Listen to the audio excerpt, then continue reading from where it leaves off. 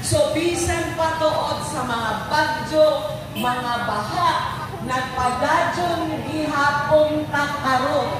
Dili nato iwan 2 days, kundi gias-is nato ang 3 ka adlaw. So, mapasalamaton mi and behalf sa local government unit, sa Ilongos Leyte, na kamong atong mga farmers ni adinhi para niining ato 3 ka adlaw nga Agri-Aqua Fair.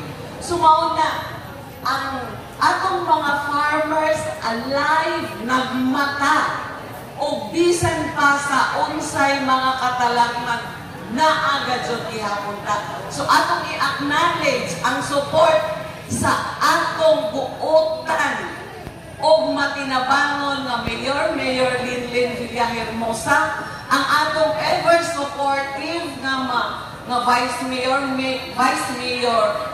Bintong Villahermosa, mga uptick, mga SB members, labi na jud ang atong kauban sa agriculture na mapasalamaton ta sa atong mga MAFSI members, mga kagawad sa agriculture, sa nagkalain-lain na association. Gi-welcome mo na mo aning atong Agri-Aqua Fair o livelihood summit. O usab ni adini ang atong bisita gikan sa Cebu. Mao ni siya ang nag-supply or maghatag nato og mga planting materials.